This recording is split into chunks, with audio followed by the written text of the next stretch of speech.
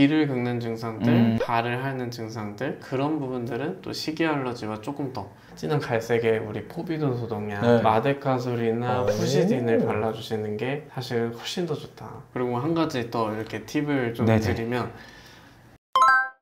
어려운 강아지 키우기 쉽게 알려드립니다. 멍터뷰 5번째 전문가분 모셨습니다. 네, 안녕하세요. 저는 청담에서 피부 전문 동물병원을 운영하고 있는 라퓨클레르의 이태현 원장이라고 합니다. 잘 부탁드립니다. 네, 반갑습니다. 네. 저희 이렇게 멍터뷰 또 출연해 주셔서 정말 감사드리고요. 저도 해주셔서 감사합니다. 오늘 이제 정말 강아지 피부 건강에 대해서 좀 준비를 했는데요. 피부 건강에 대해 고민 있는 분들이 정말 많으시더라고요. 오늘 한번 강아지 피부에 대해서 제대로 얘기해보는 시간 준비했습니다. 일단은 저희 이 얘기부터 시작해야 될 것 같아요. 강아지들이 가려워할 때 보호자도 미치거든요. 우리 사람도 간지러워서 긁는 건지 아니면 뭔가 알러지인지 집에서 좀 알 수 있는 방법이 있을까요? 저는 이제 두 가지를 보호자님이 같이 보셨으면 좋겠는데, 네네네. 일단 피부의 상태, 얼마나 붉으냐 이런 상태와 그리고 애기가 얼마나 자주 핥느냐, 이제 빈도. 평소보다 조금 더 많이 긁고 핥는다면 뭔가 문제가 있는 거군요. 그렇죠. 사실 그게 저는 알러지라고도 생각이 드는데 아토피나 알러지 구분하는 방법이 있을까요? 우리가 무 자르듯이 구분하기는 사실 어려운 게 이 사실이기는 해요. 네네. 그렇지만 환경적인 아토피 증상이 심할 때 네. 옆구리를 많이 긁는 증상들이 조금 더 빈번하게 발생하는 것은 인정받고 있는 부분이긴 합니다. 우리가 이제 먹는 부위, 그리고 항문을 끌고 다닌다든지 항문 나오는 부위, 귀를 긁는 증상들, 발을 핥는 증상들, 그런 부분들은 또 식이 알러지와 조금 더. 그리고 한 가지 더 이렇게 팁을 좀 네네. 드리면, 등을 제외한 모든 부위는 사실 알러지 가능성이 좀 높다. 부위를 잘 알고 계시는 게 중요하고, 사실은 이렇게 아토피와 식이 알러지를 딱 구분하려고 하는 것은 치료의 영역에서는 크게 도움은 되지 않는다. 사실 푸우가 턱을 막 유독 긁어가지고 지금 피부 상태가 어떤지 이런 걸 검사하는 게 혹시 있어요? 피부과에서는 가장 중요한 게 우리 눈으로 보는 이제 시진이라고 하는 건데, 털을 잘 젖혀서 여기 보시면 창백한 핑크색을 띠고 있거든요. 턱 부분이. 이게 우리 강아지들의 정상 피부색이 창백한 핑크색이에요. 그래요? 그래서 털을 잘 젖혀보면은 창백한 핑크색인데, 이게 창백한 핑크색. 맞습니다. 알겠다. 네, 뭔지. 푸우의 지금 피부색은 창백한 핑크색으로 정상인데, 한 부위만 볼 게 아니라 등이 넓으니까 여러 부위를 펼쳐서 보는 거예요. 그러면 역시 창백하네. 그리고 다른 쪽도 여기도 창백하네. 이렇게. 보통 창백한 애는 안 좋은 건데 꼭 그렇게 번역을 했어야 하나요? 아무래도 영어를 번역하다 보니까 정말로 페일 핑크라고 얘기를 하거든요. 그래서 발 사이가 창백한지 너무 좋은 거죠. 귀가 젖혀보니까 너무 창백하다. 완전 요거네요. 쉽게. 네, 너무나 얘는 조금 교과서적으로 창백한 핑크색을 띠고 있다고 보시면 되고, 여기는 창백하다 못해 하얗죠? 네. 너무나 건강한 귀다. 그래요? 네. 방금 살짝 봐주셨는데 확실하게 검사해 볼 수 있는 그런 장비가 있을까요? 피부의 수분이나 아니면 피부의 장벽, 외부의 세균이 침투하기가 얼마나 어려운지를 확인하는 그런 이제 장비가 있어요. 검사 한번 해보겠습니다. 잘해주세요. 이렇게 지금 대면 나와요? 네. 생각보다 조금 좀 낮게 나온 편이에요. 그래요? 그렇지만 창백한 핑크색인 거는 여전하거든요. 네네네. 그래서 제가 보기에는 아마 보습 쪽에 문제가 조금 있지 않을까. 사실 이게 원장님 앞에서 할 말은 아닌데 집에서 할 수 있는 강아지 피부 관리 방법, 꿀팁 같은 게 있을까요? 오메가3가 가장 대표적인 이 피부 장벽 개선에 도움을 주는 물질이라서 네네. 오메가3를 잘 챙겨주시는 게 일단 제일 쉬운 방법 중에 하나고요. 필수 지방산이라는 요소가 있어요. 그거를 직접 등 뒤에 바르거나 필수 지방산이 포함되는 피부 제품을 애기들 피부에 발라주시는 거. 사실 푸에 대해서 제가 가장 큰 피부 고민 중 하나가 발사탕인데, 제가 푸 입장 모르겠지만 가려워서 핥는데 핥다 보니까 더 염증이 생겨서 더 하는 것 같아요. 질문하셨던 것들 네네. 중에서 꼬순내 얘기도 있었는데, 꼬순내가 많이 나는 것이 발을 많이 핥는다는 것으로 사실 대표될 수도 있어요. 아. 그렇기는 하지만 우리 피부는 이 시즌이 중요하다 보니까 네. 꼬순내는 엄청나게 나는데 발을 이렇게 젖혀서 보니 아무렇지도 않네. 그렇다고 한다면 반드시 치료해야 되는가에 대한 부분은 생각해 볼 필요가 있는 거죠. 혹시 이 발사탕에 괜찮은 치료가 있을까요? 약을 먹지 않고 발사탕을 완화시킬 수 있는 이제 레이저 치료를 하는데 아, 네네네. 귀집 이거 아까 스펙 요리사 같은데? 네. 염증을 완화시켜주는 그런 효과가 있어요. 발바닥을 많이 하는 얘기들은 제가 이렇게 내려가서 발바닥을 레이저를 쏴주고 있어요. 이렇게 우리 애기 발바닥에 초음파가 나오면서 좋은 물질들을 안에 쭉쭉쭉쭉 넣어주고 있어요. 하나. 그래 나가서 놀아. 발사탕 요 치료를 좀 해봤는데 네. 병원에 와도 너무 좋지만 발사탕을 했고 이미 부어 올랐고 네. 요랬을 때 어떻게 대처해야 될지 그런 게 좀 궁금하긴 하거든요. 네. 소독약을 계속 발라주시는 분들이 계시더라고요. 저 깜짝 놀랐어요. 네. 진한 갈색의 우리 포비돈 소독약 네. 같은 것들을 소독은 100%예요. 그렇게 되면. 그렇지만 치료의 입장에서는 사실은 그렇게 100점짜리는 아닌 것 같아요. 그래서 집에서 할 수 있는 것 중에 제일 추천드리는 게 그런 소독약 성분이 들어있는 이제 약용 샴푸가 있는데 네네. 우리가 모기 물린데 버물리 바르듯이 그쵸. 약용 샴푸로 진정을 시켜라. 그리고 또 주의해야 될 게 사실 더 많은데 네네. 발사탕을 많이 한다고 해서 닭발 미용을 하시는 분들 안 그래도 내 발이 얼얼하고 나는 맨날 핥고 싶은데 그걸 아주 시원하게 밀어주면은 못 잊어요. 이거를. 하지 않아야 될 것을 안 하는 게 사실 더 중요하긴 합니다. 하지 않아야 될 걸 안 하는 게 좋은 방법 두 번째. 네. 만약에 정말 심하게 발사탕을 해서 진물이 난다. 그럴 때는 사실은 모르는 걸 바르는 것보다는 집에 있는 우리 사람이 바르는 마데카솔이나 푸시딘을 발라주시는 게 사실 훨씬 더 좋다. 실제로 푸우가 발사탕을 워낙 많이 하다 보니까 깔때기 좀 씌워주고 이랬는데 네. 그렇게 접목하면 좋겠네요. 그러면 너무 좋고 네카라를 하는 것 자체가 네네네. 사실은 좀 너무 불쌍하죠, 애기들이. 그렇지만 사람도 자제할 때에는 이 정신력이 필요하잖아요. 그쵸. 우리 강아지들에게 정신력을 요구할 수가 없으니까 그쵸. 그럴 때에는 살짝 환기를 시켜주시는 것도 좋고 네카라가 그래도 못하겠다 나는 그러면 안고서 조금 진정시켜주는 거예요.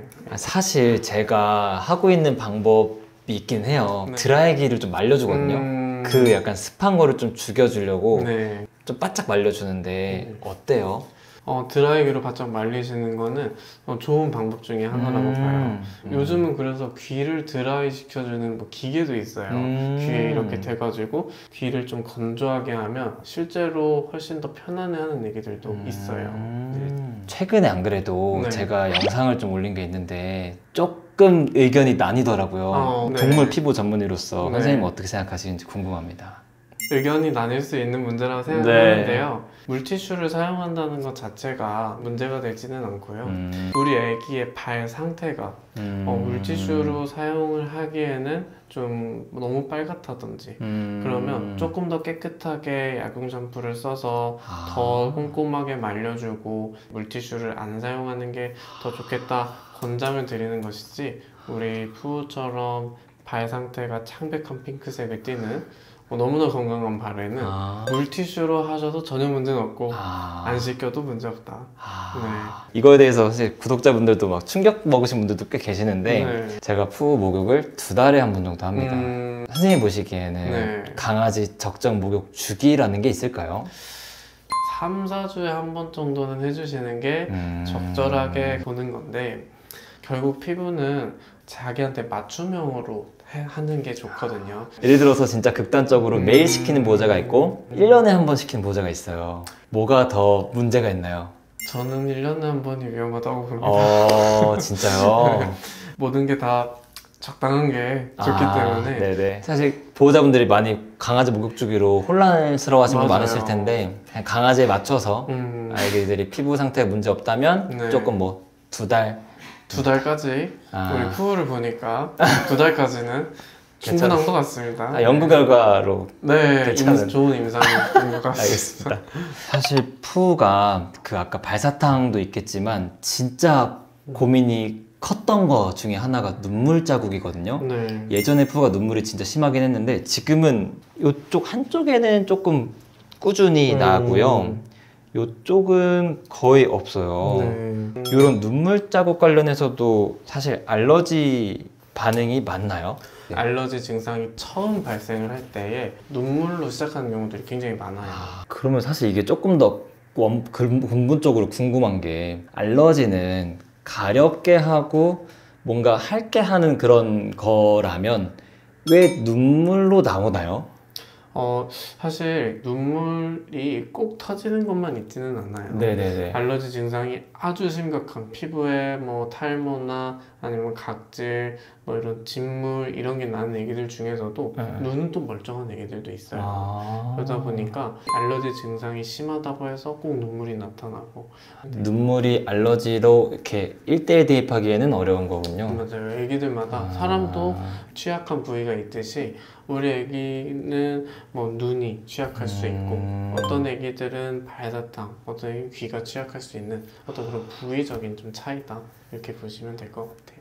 저 같은 경우에는 알러지 검사를 그때 지연이 형 포함된 거를 해서 그걸 바탕으로 사료나 간식을 다 골랐더니 많이 좋아졌어요. 네. 근데 또 어떤 수의사분들 혹은 어떤 보호자분들은 나는 소용이 없었다 이런 분들이 있다 보니 이게 실제로 알러지 검사가 효과가 어떻게 보시는지 전문의로서 궁금합니다.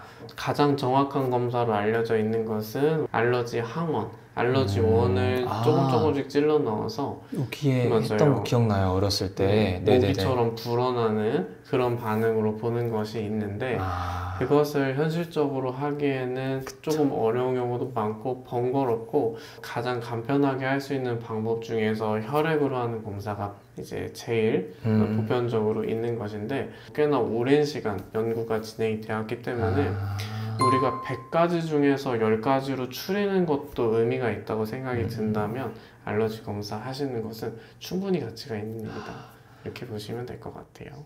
100%는 아니지만 현재 나와 있는 방법 중에서는 가장 정확하고 믿을 만한 검사다. 그렇죠. 혹시 그러면 이게 알러지 검사가 말고 뭔가 집에서 보호자분들이 사료를 뭐 바꾼다든지 이런 식으로 할 수 있는 것도 있나요? 그럼요. 그래서 가장 중요한 게 단백질과 탄수화물의 그 원료와 개수를 확인하는 거.